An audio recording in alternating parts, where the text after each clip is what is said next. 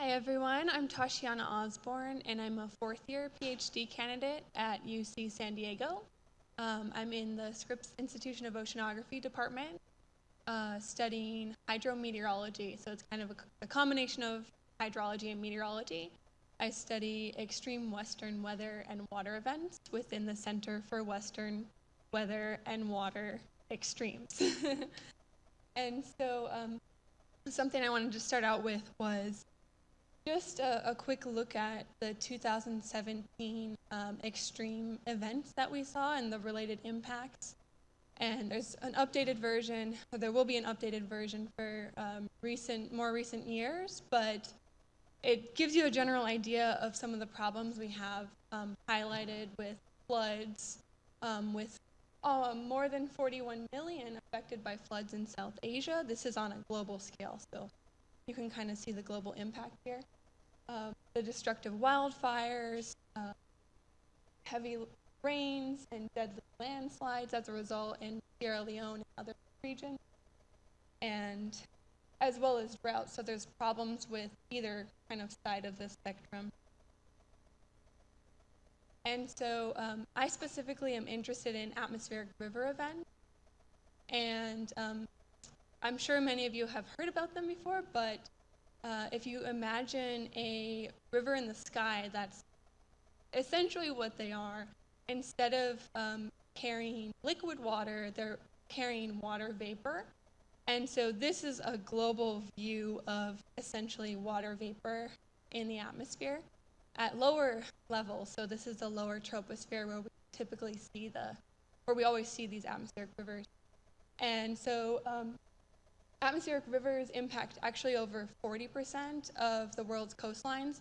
Oftentimes we hear about the rivers that penetrate and impact our coast here in the western US, but there are other regions that are also impacted, like Western Europe, Southern South Africa, which only has 2 recent papers published on these events in South Africa, and the west coast of kind of like central South America, and some also we say that are experienced in Antarctica, although they're a little bit different in how we define them because they carry a different amount of water vapor.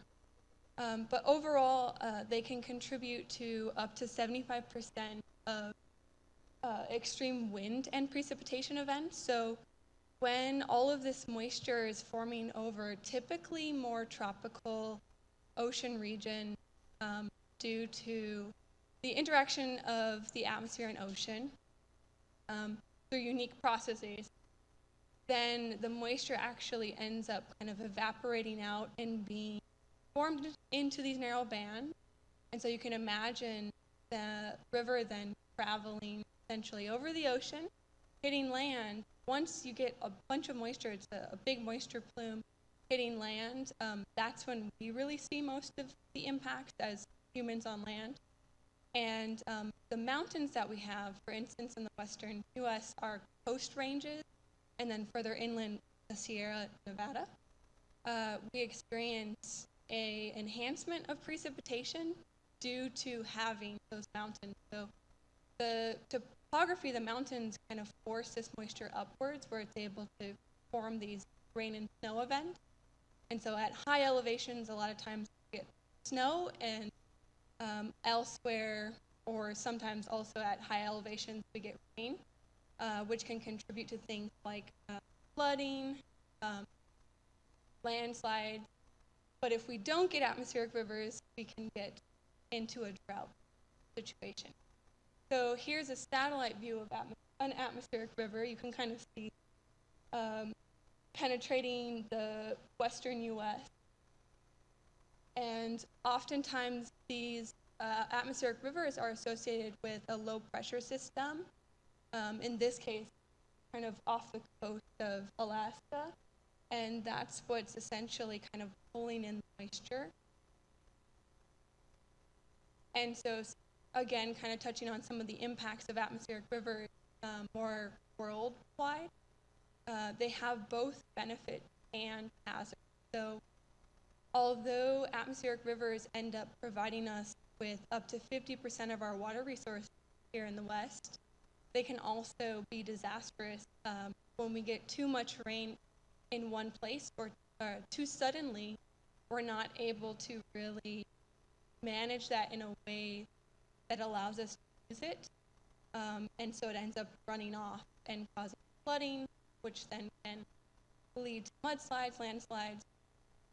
And this happened in the Western U.S. recently in 2017. Early 2017, we saw this in Lake Oroville, the spillway, that's the main spillway there, which there was damage done to it by experiencing a lot of rainfall from a series of atmospheric rivers. So there was some erosion, and you can see that actually the water is kind of like being diverted then over this kind of like cliff side of the spillway. And so in this particular event, the city had to order the evacuation of around 180,000 people. So you can imagine that these events really can have an impact on lives, on infrastructure, crops, a lot of things that also add value and bring money into the community and into the state. And then in southern South Africa, the Western Cape, this is a region I'm also interested in, aside from the Western US. They typically on average, kind of experience between 11 and 15 atmospheric rivers per year. And for them, it's also their cool season where they have atmospheric rivers, which is the opposite of when we have them. So for us, we're experiencing them from October through April, and for them, it's during what would be our summer, essentially. And so in Cape Town, they are experiencing severe drought, and there's actually a countdown if you look up like Cape Town water crisis. There's a countdown for the day that they're going to run out of water, and it's within plus or minus like a year and a half, very close to just having water for a year. It's very limited, and that is in part due to a lack of atmospheric rivers. So you can see the hazards and the benefits of these events. And so when it comes to kind of the policy side, my interest in science policy kind of lies in finding ways to communicate some of the concerns we face with droughts, but also flooding in the Western US and other regions of the world, while keeping in mind that we have certain populations that are particularly vulnerable in extreme events. So you can imagine, like, if you think of a heat wave, for instance, certain populations who are more day laborers, they're working outside, or they're exposed to the heat more, right? That's like a clear way to see kind of how one group might be more affected by the heat. But in this case, it's, when evacuations are ordered, do the people actually have an ability to drive somewhere? Do they have a car? Can they afford gas? Where can they actually go? And also, where is the water being kind of diverted, and what's going on controlling that situation? And so the research center I work in worked towards kind of sharing more about what we do in regards to atmospheric river research in a political realm.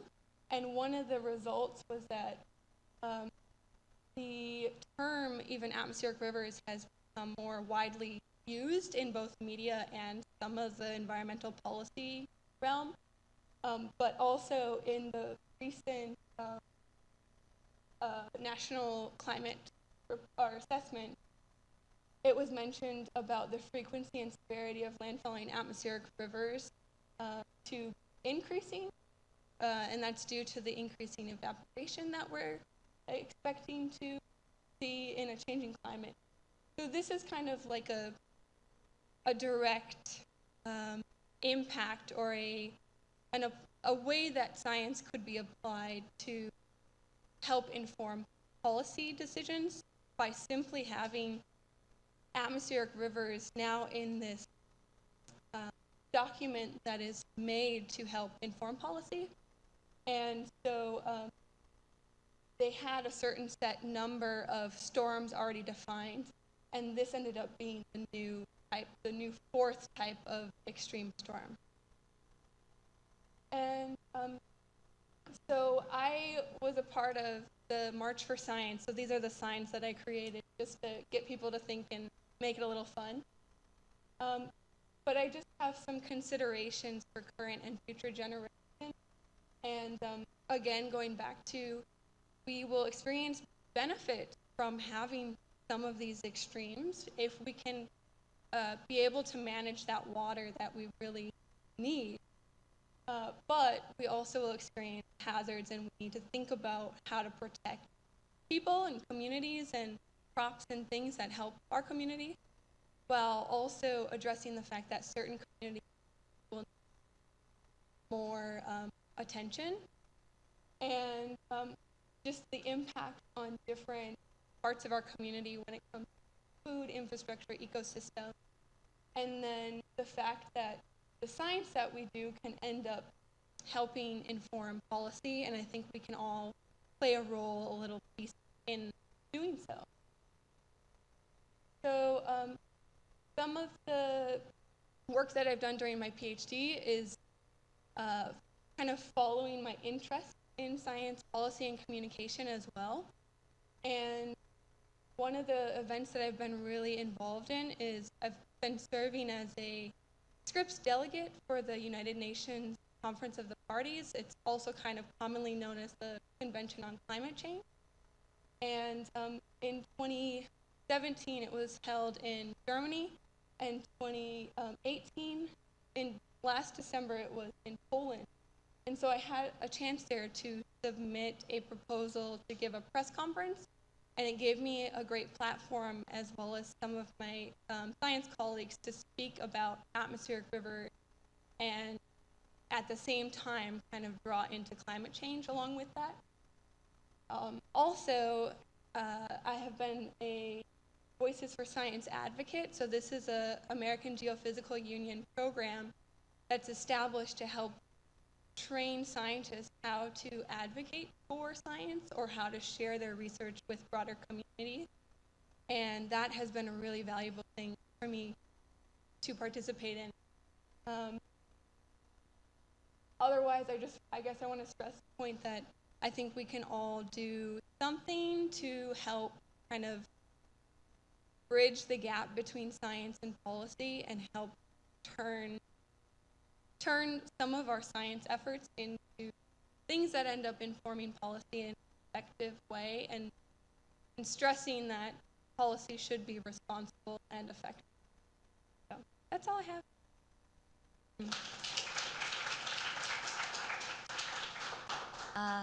So this is more of a trip down memory lane and not so much about my research, but let's just do it.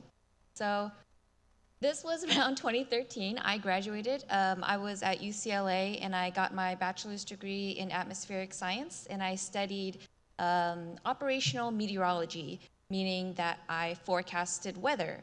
But I was a kind of terrible forecaster, and so I thought, okay, what's next? I decided to go to graduate school, and I ended up in the civil engineering program at UC Irvine, which has been really great. I'm wrapping up soon in the next 6 months, but I've been here since 2014, and I've done lots of different things.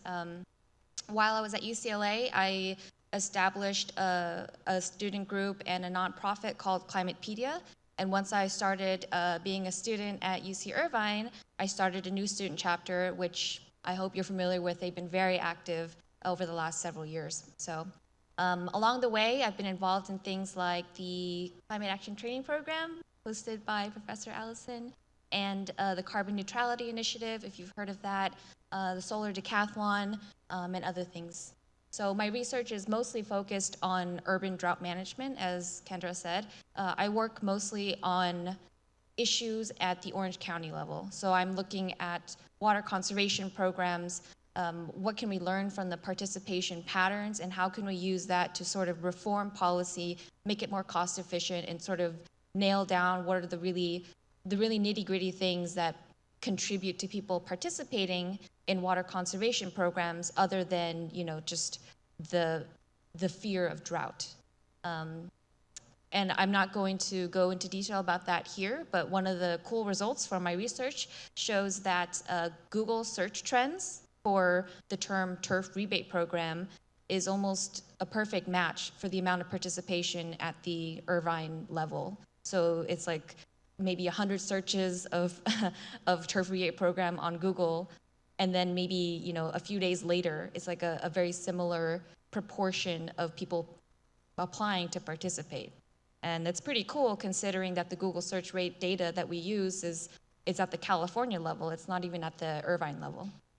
So here I'm showing just a few things that I've done.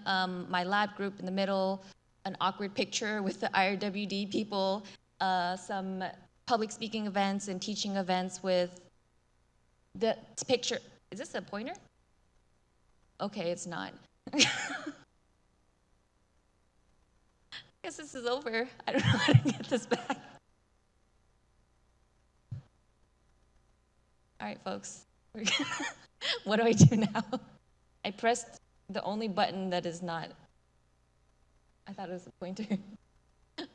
I'm sorry.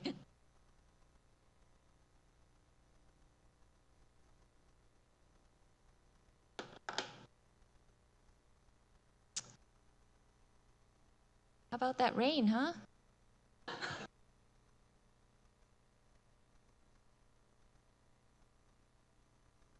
Yep, I see it up there.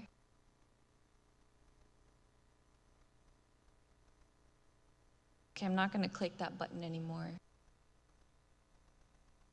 But I thought there was a pointer, so. There.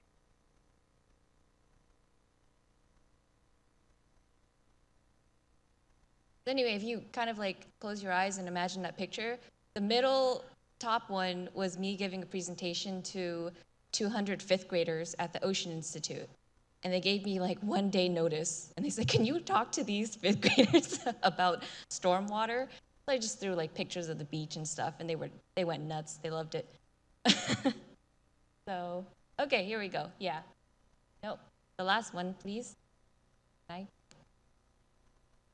Yes, there we go. Okay. And then on the top right is me doing a biofilter demonstration with some dirty water and mud at a high school in, I think, Mission Viejo.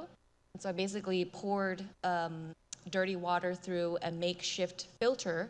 And a biofilter is just like an engineered sort of layered system of sand, rocks, etc. And the water, you can see, drips down. It becomes much cleaner. And they were so interested that they got out of their seats and they came like right up to it. You can see them standing so close.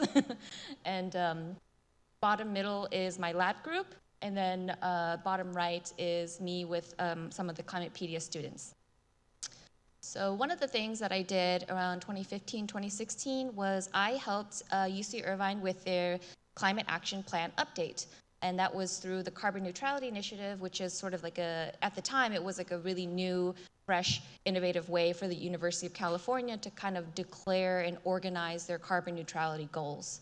And so as part of that, I was helping the environmental planning group at the sort of administrative level at UC Irvine to think of different ways. And I did some transportation carbon tracking sort of things.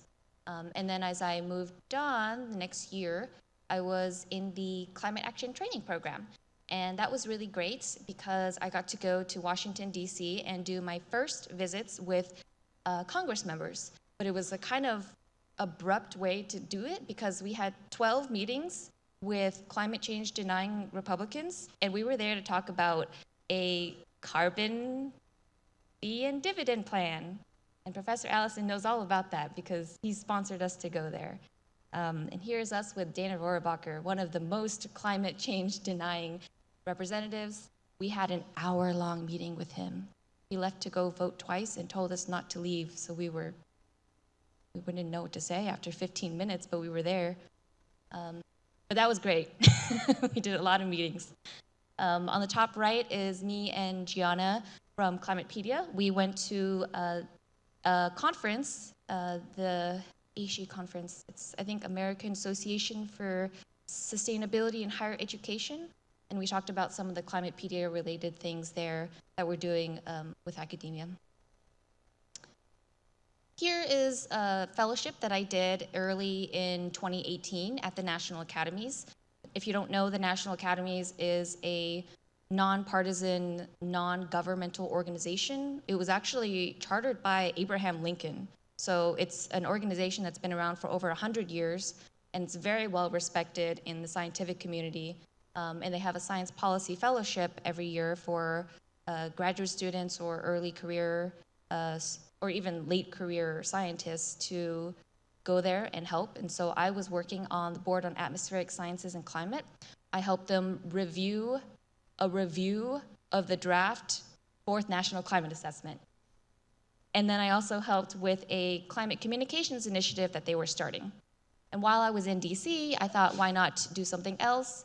I gave a bar talk about the climate change meetings, about the climate change denier congressional meetings that I did to 200 liberals in a bar. And they loved it. It was great. It was a fundraiser with 500 women scientists and DC Nerd Night for a Puerto Rican STEM girls education thing. It was all good, really good. And then I got looped into this workshop by AAAS, the American Association for the Advancement of Science. And that was a workshop for graduate students to get submerged into congressional meetings. So in the span of a year and a half, I've done, I think, like 24 meetings on Capitol Hill. I didn't even know what I was doing that day, but they just kept pulling me into more meetings. So that was really interesting. On the right here is Kei Kazumi, and he's a science policy expert. He was working for the Obama administration under the OSTP, which is the Office of Science and Technology Policy for the White House. All of that culminated in me being part of Voices for Science, which Tatiana is also part of, and Evelyn as well, the co-organizer. On the left is us finishing up some congressional meetings.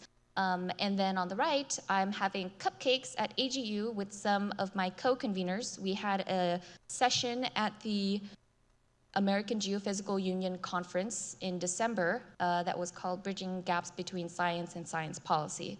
So that was really fun to do as well. Later in last year, I was part of Resilience Dialogues, which is a climate adaptation framework sort of thing. And so as a subject matter expert, I was helping city staff and community leaders in Winters, California with some of the concerns that they were having with wildfires, drought. I mean, they've been evacuated almost every single year for wildfires in the past few years. So that was something that they wanted to address, and I'm really glad that I got to help them with that. And then next steps, I hosted a workshop with the Newkirk Center with some funding from Union of Concerned Scientists, and we're actually giving another workshop if you'd like to attend April 11th at 11:30 a.m., and the flyer is pending. It is a How to Engage with Your Policymaker workshop. So as part of that, we're sending 2 students to Sacramento with their community partners to meet with their policymakers. I'm also part of the South Coast Young Leaders Advisory Council, which Jose is also part of, hey. And then I'm hoping to graduate very soon, and if you have a job, please talk to me after, and this is where you can contact me.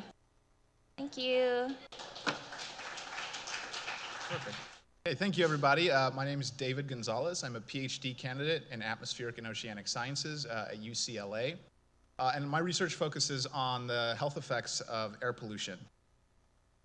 Wrong way. So you may know that air pollution is a global health concern. It's estimated to kill 7 million people per year, with children, the elderly, and the poor disproportionately affected. And so this is sort of a global picture of air pollution. But we live in Southern California, so this problem knocks at our front door because we have wildfires. And climate change is expected to drive more wildfires with increasing frequency and severity as time goes on, setting up future problems. Right now in Houston, Texas, where I grew up, there's an oil refinery that's on fire, and people are evacuating and classes are canceled. So this is really still a problem in America. And so even though we know that air pollution is associated with a series of health effects, cancer, heart disease, lung disease, things like that, it turns out we don't know how or what in the air is causing these health problems. And that's where our research steps in. So we have an idea of how air pollution might be causing health effects, and it goes like this. When you inhale air pollutants, tiny microscopic particles deposit deep in your lung and produce these things called free radicals. Free radicals are these unstable chemicals. They can tear up just about anything, and too many free radicals in your body puts your body in a state of stress, and this can lead to inflammation and manifests itself as the diseases that are associated with air pollution. So what we do is we take samples either from wildfire or urban pollution, and we expose them to human lung fluid and basically count the number of free radicals that are produced. And we try to identify specific chemicals in the air that are producing these free radicals. And this is with hopes that we can provide medical professionals with information that can help guide them how to treat these diseases or prevent them, but also policymakers on how to regulate specific chemicals and things like that. So for me, it's not enough just to do this kind of research. I think this is important research. I think it's just as important to communicate this to the public and especially policymakers. And so I've had a little bit of experience with this with UCLA Graduate Division and the Switzer Policy Fellowship. I've been to DC, I went last year, and Sacramento to speak with lawmakers about my research and to discuss strategies on how to reduce wildfire smoke exposure from people that are outside of the evacuation zone to better protect their health.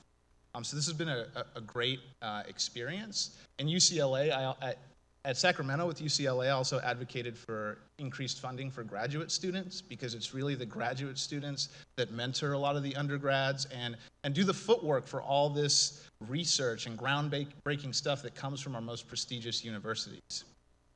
So that's sort of my background in a nutshell. And with the remaining time, I want to share a quick story that I actually did at a Nerd Night event in LA. And it's about the story of LA smog. And it's a story of science policy success. And so we probably all know that LA gets a bad reputation for smog, right? But if you're like me, who didn't grow up in LA, or if you're just too young to remember, it used to be a lot worse. This is a picture of LA in the 40s. That's the Civic Center. If you walked out in LA during that time, your eyes would start to water and burn.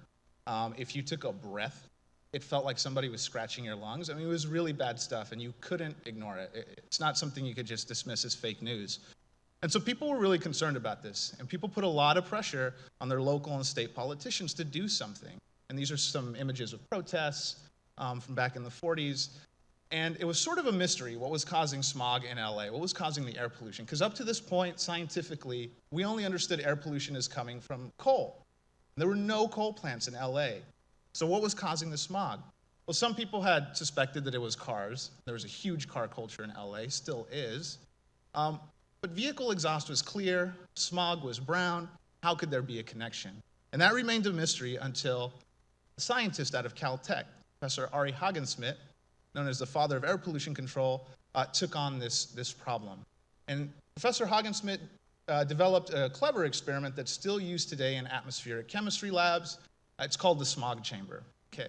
So what Professor Haagen-Smit did is built a giant plexiglass chamber, and on a sunny LA day, he hooked up a vehicle to the chamber and exposed the chamber to sunlight with the exhaust, and after some time, voila, you got a brown, thick haze of particles and toxic gases.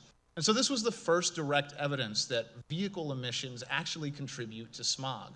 And this set off a series of scientific and policy debates that shaped modern environmental policy in this country. And so I just kind of want to go briefly through that history. In 1967, California passes legislation that creates the California Air Resources Board. regulating vehicle emissions for the first time. This legislation was signed by a radical liberal known as Ronald Reagan. Shortly after, in 1970, the US Senate passes the Clean Air Act unanimously. I think there was only one vote, one nay vote. And the president at the time used an executive order to create the Environmental Protection Agency. This legislation and executive order was also signed by a radical liberal we know as Richard Nixon. So this stuff didn't always used to be so politicized. It used to be very partisan. In the 1970s, California required catalytic converters on all these vehicles. Catalytic converters are a piece of technology that reduce tailpipe emissions and ultimately reduce smog. In 1975, the EPA adopted that as a federal policy, requiring all vehicles in the United States to have catalytic converters. Finally, in 1984, California required that smog checks be on all cars. And so now you understand why smog checks are important. They are annoying and expensive, but they have a real impact on our environment. So there was lots more policy that came after this that helped improve the air quality in LA. And I could show you data that supports that these kind of policies improved air quality in LA, but I think I can just show you a picture. And so here's a picture of the Civic Center side by side more recently and today. And so even though we have a lot more work to do in this state, in the country, in the world about air pollution, I think the story of LA smog is glowing evidence that air pollution is a fixable problem.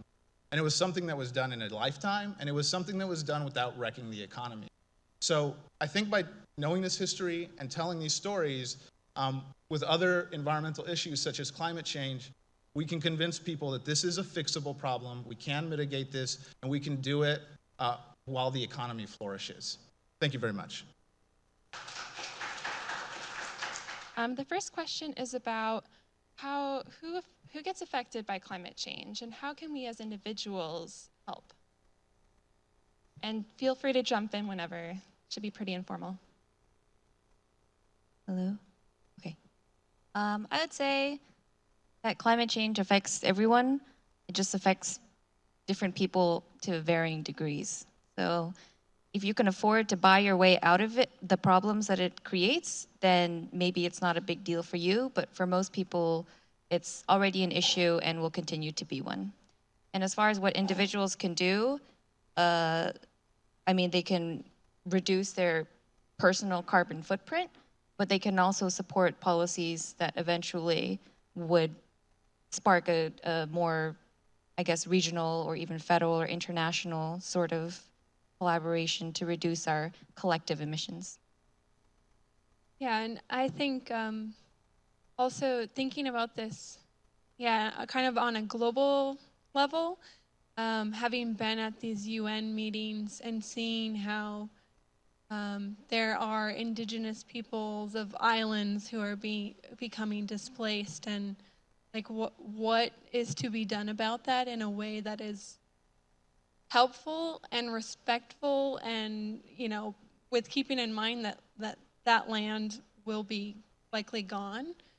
But I think some of the things that we can do is like spread the awareness of these issues, because even myself going to these global scale meetings, hearing about communities that I had never heard about, and having representatives from those communities at the table, so that it ends up being where the decisions are not made for them or assumed to be the right decisions for them, but that they have a voice and a seat at the table and the respect and kind of the equality to be able to do that. So kind of first finding out who those maybe vulnerable, most vulnerable populations are, and then instead of just scaling up or down a solution that we think seems to work for other communities, actually having their voice being heard. Yeah, as a global problem, climate change affects everybody. And It's something I wrestle with a lot. What kind of personal choices can I make to try to reduce this? But the reality is I drove here in a car, and we all use vehicles. It's a part of our daily life. And so personal decisions for me, it's always difficult to wrestle with. So I think what's important to do is to engage in the political process and vote for people that are going to enact policies that deal with climate change and do it in a smart way.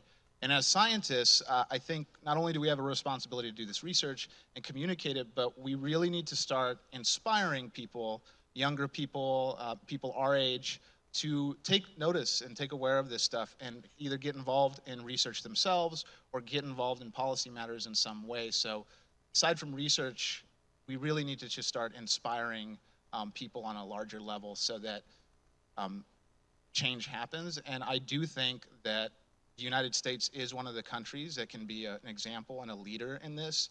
And I think the rest of the world is desperately waiting for us to lead the way. Thank you. You all have done so much work to talk to people from all different backgrounds. How do you target your message for people with different stances on climate change? One of the things I've found helpful is with the fact that, in my case, the atmospheric rivers that I study end up affecting water resources and things like infrastructure and crops.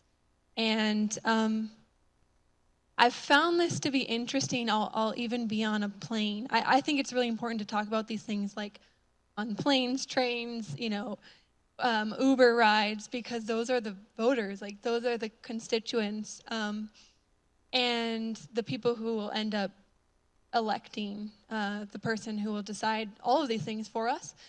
And so one of the things about that is sometimes you can almost put out a feeler, and sometimes I'll put out a feeler and mention what I'm studying without saying my PhD. The title of it is actually climate sciences. I might start to talk about that I study extreme weather and water events, and maybe naturally, if they're opposed to the idea of climate change, they might say, well, what's going on with this whole climate change, or is that changing? There might be like some aggression. Sometimes you can kind of sense maybe some opposition.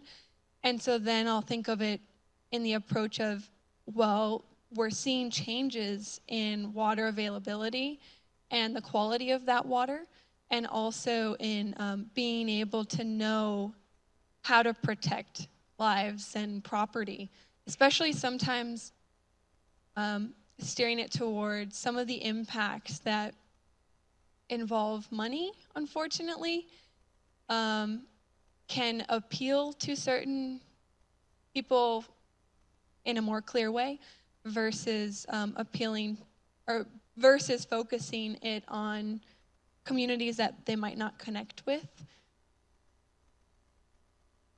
So I grew up in Texas, and half of my family are Republicans that are very skeptical of science in general. So I do have a lot of practice with this. And it is a difficult thing, I think, for climate science as opposed to, say, air quality issues. Air quality issues are a little bit more, they affect people a little bit more directly, so it's harder to argue with that. With climate change, it's sort of this abstract thing to a lot of people. And I think one of the things that's not done well enough is communicating climate science or climate change in a way that affects people in their everyday life.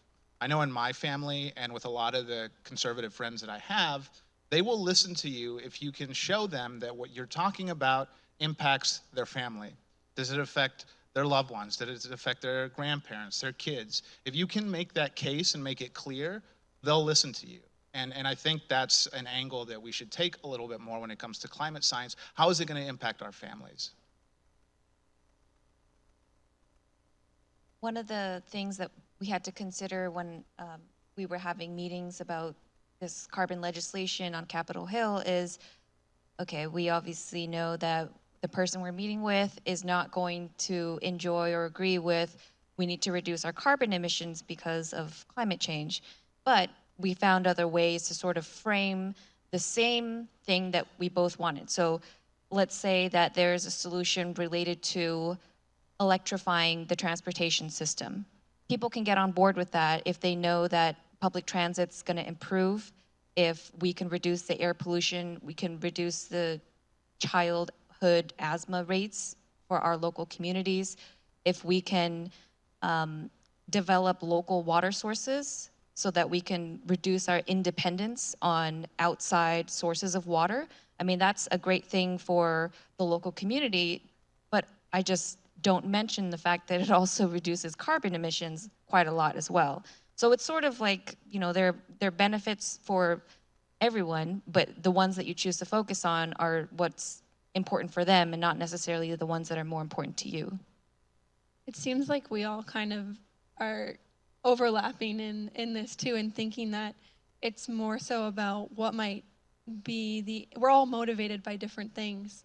And if we each kind of have a certain motivation, it's kind of more appealing to that piece of it. What drives them, what would drive them to be interested or to make the change without making it's not a deceiving thing. It's just presenting the information in a way that is more it's a way that it can be more like received in an open way, if that makes sense. And more appetizing, I guess. But at the same time, it's the facts. It's not. Yeah, a lot of the times, and I'm going to share a quick anecdote here. It's about the way you say it. I was hanging out with some friends, and his uncle, who's in his 60s, started asking me what I do, and I was trying to explain to him the problem of air pollution in LA. And I guess the way I was saying it came across weird because he stopped me and told me, you know, you never want to be the smartest guy in the room because then you never learn anything. And so I think that when we speak to people, we have to, you know, speak in a language that they can understand. If you go start talking about like, oh, well, you know, the air quality policies in the 1950s in Los Angeles, you're going to lose people and people are going to see you in a certain light. So I think personality might have a little bit to do with it as well. And it's for scientists who have to learn all this complicated information, all these complicated words, it is another, you know, difficulty to be able to translate that into simple terms that everybody can digest. All right, at this time, we'd like to open it up to the audience if anyone has a question. Yes.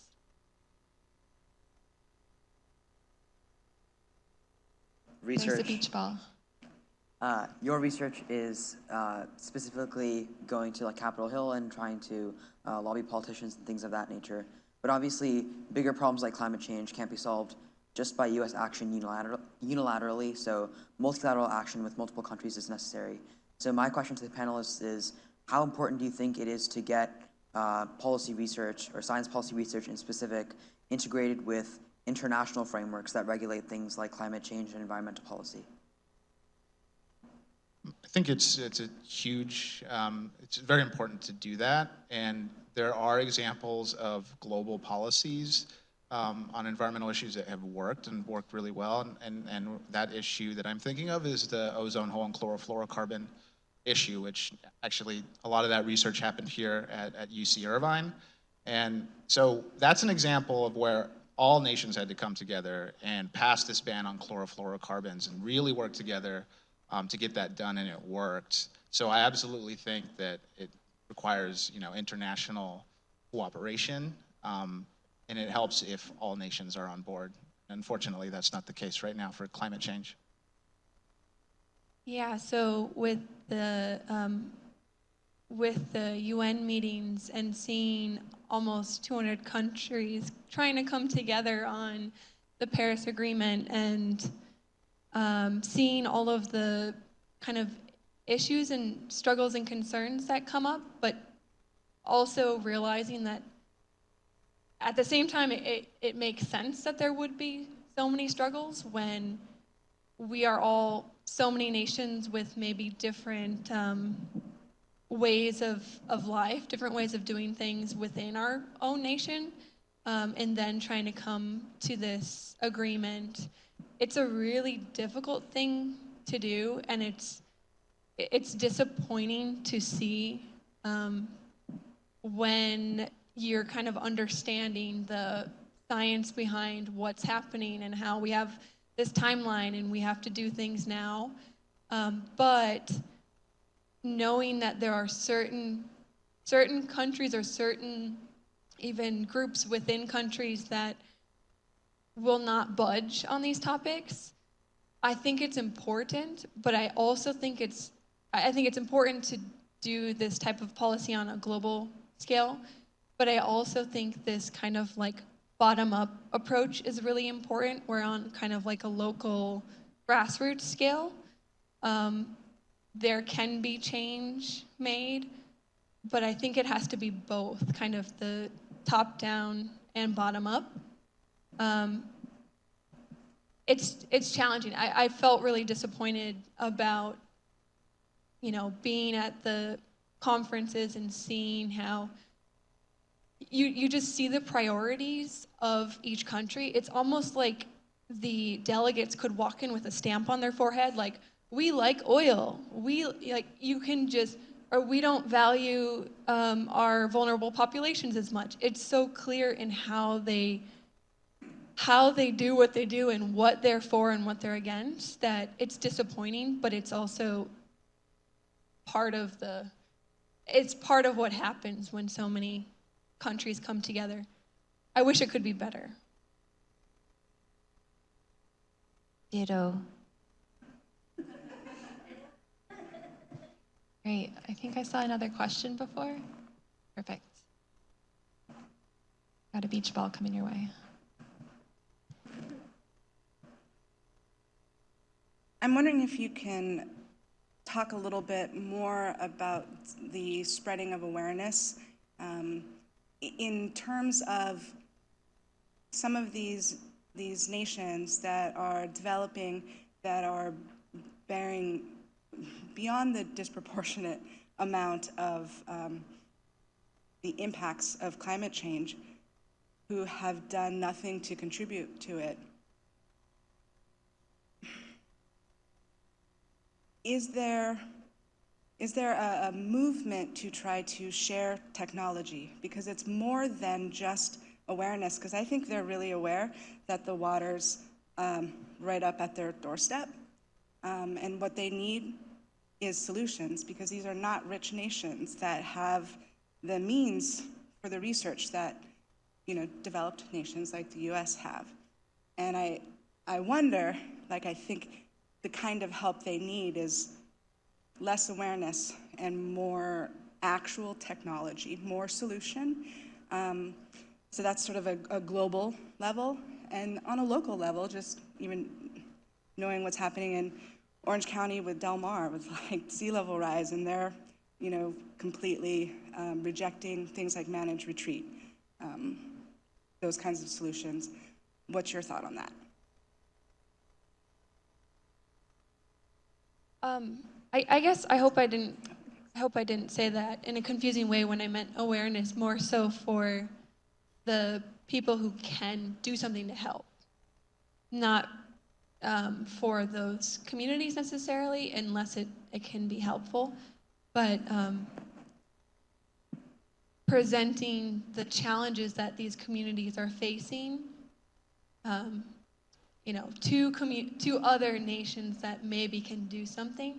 That's kind of where I think of awareness being, but that's also already been going on for a long time, and it's frustrating, that it's disappointing that we can come together on these issues and talk about how bad they are, but until we have tangible solutions, it feels like the same thing over and over again. Like, we're talking about these things, we're revved up about them, we're kind of preaching to the choir, and I don't know what the solution is to that, other than investing in technologies that will find solutions for these communities. And that was a big topic of the conversation at this past COP, was we actually know what the impacts will be of having 1.5 degrees Celsius or 2.5 degrees Celsius warming. And we actually have some solutions potentially, but who's gonna back them, who's gonna fund them, and no one is willing to, like not one nation alone, and not even necessarily a combination of nations, or it's more of like it's thought about and it's communicated, and I saw negotiators in the negotiations standing up for other nations. Canada was standing up for some of the small island developing nations, for instance, when Saudi Arabia and Kuwait were making it really difficult with the wording of the text on saying they didn't want to welcome the IPCC report, special report on global warming. They wanted to acknowledge it. They just wanted to note or acknowledge it, not have the wording of welcome. So when you're in these settings and you see that the negotiators are, and they're sent there with this goal, so it's not just them as a personal attack, but they're there to sometimes delay the process, and it can be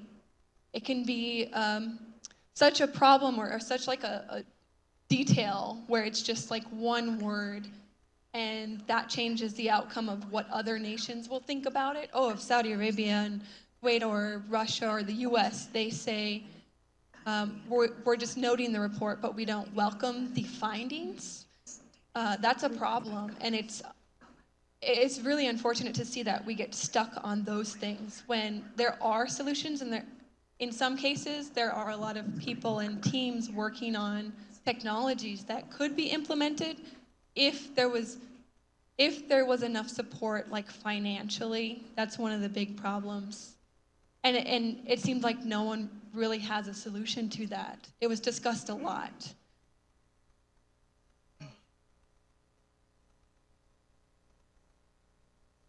Yeah, I think it's important that whether it's governments or private corporations start investing more in this technology so that it can be more widely available to people that can't afford it. Because we all know somebody who can't pay for their smog check because gas is too expensive. They're trying to get to work. So how do we get that kind of technology and that policy accessible to somebody without breaking the bank? But I think another important thing about that is you can have all the clean, green technology in the world, but are you going to be able to get people to use it? I know some of my cousins in Texas won't give up their huge trucks that are just gas guzzlers. And in parts of China where residential coal and wood burning for cooking is a problem, they tried to introduce gas stoves to deal with the problem, but people didn't use the gas stoves. So I think another aspect of that conversation is how do we convince people to use it and use it more frequently? One of your question prompted me to think about this reporter who reached out to me to get commentary about this competition. And it was a global competition for solving water insecurity issues. And it was basically like a solar box that could use solar panels to convert water vapor to liquid water. And they were, I would say, oversimplifying the technology as being something that could solve water issues or drought issues in Africa. And I would say, well, there were a lot of things that I commented on technologically, but one of the things that I described was that it's not just like a silver bullet, it's not one thing that can solve this issue for a community that is completely outside of the sphere of the technology. It really has to go hand in hand with what's called capacity building, which is not only assisting with technologies that are not available in those places, but also enabling those communities to be able to use or integrate technologies or other types of adaptation measures so that they can function without feeling like there's something that's intruding on their way of life. And so that's one thing I was thinking of. And the other thing is that technology is really only one method of addressing this. And a lot of the technologies that are out there are simple, and we don't have we're not waiting 10 years for some technology that's going to solve it all. There are a lot of things out there that could already address the problems that we have, but a lot of it is to do with the policy or the implementation or the financial aspects of it. So I would say that we're not really waiting around for some silver bullet. We're really waiting on people to get on board with what's already available. So, oh, yes, please. Sorry. No, go for it. We have, I'll allow you to go ahead and respond, and we have time enough, sorry for the interruption, for one last question after that. That's what I was going to say.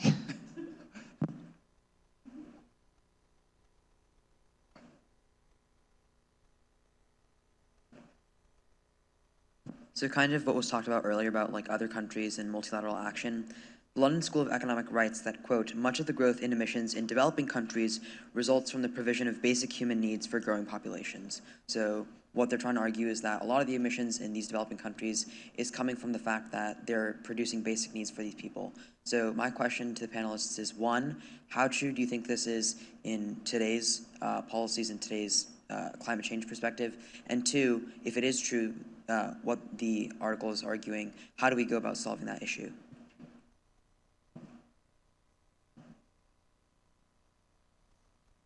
Can you repeat the question? Yeah, so my question is that in developing countries, a lot of the emissions that are produced provide basic human commodities and things for people to use. So for example, in India, where a lot of the clothes manufacturing or things like that, they produce a lot of emissions, but at the same time, they're things that people need. So how do we go about solving this problem when we talk about environmental policies? So I think the question was where carbon emissions are providing basic necessities like heat and cooking in certain countries. How do we address carbon emissions when those emissions are essential for daily livelihood? Is Correct. that right? Yeah. Correct. I would say that that's more of that's an environmental justice question, right? We can't expect certain people to give up their only source of heat because it has emissions tied to it. And I think that what we can do is focus on the unnecessary emissions that are created. So wherever that is possible within your community, and this is totally dependent on what level of policy that you're looking at, but let's say that you have a high culture of single-use plastics, maybe that would be one place to address the carbon emissions, or it could be measures that support increasing competition among renewable energy. I mean, in some parts of, you probably know better, but in some parts of Texas, wind energy is becoming very affordable and sometimes even economically advantageous. And so in a place where maybe that's not necessarily something that people get on board with because, oh, hey, I have lower carbon emissions, there are other ways to address that. But I definitely don't see the solution being to cut off the carbon emissions that go with providing basic essential needs. Yeah, I agree with that. I think that those aren't sort of the communities we should be focusing on trying to reduce it. It's really things like the electrical grid, vehicle emissions, and things like that that are used by people in countries that are better off. I think that's what we got to tackle first, because that's the bulk of where emissions are coming from. It's from that stuff. So I think we should focus there first, and if we, hopefully we can manage that problem so that people who do rely on these sort of carbon emissions for their daily life aren't impacted negatively. And yeah, I agree with that, and thinking about accountability with knowing that a lot of the bulk of these problems with climate change are coming from some of the developed nations, and if thought about as a global system, if there are weak parts of a system, which weak in this case we could say are sometimes a result of being neglected, not just weak on their own, they could be really resilient. then the system as a whole is not a strong system or a strong unit.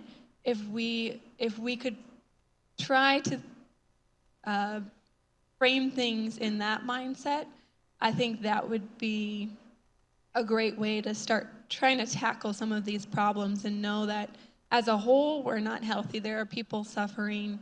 There are problems in nations that aren't really able to tackle those problems, and some of those problems are a result of what we've done. So I know that that's kind of an ideal way of thinking about it, and it's not just something that is going to be adopted, but I like to think of it in that way, and especially when I'm speaking to people who kind of are focused on like the small scale, what is going on in their community, and how is climate change impacting them on kind of an individual or family level, not concerned about an island somewhere that they've never heard of. Then I like to frame it that way, but a lot of work still has to be done, and it's a very complex problem.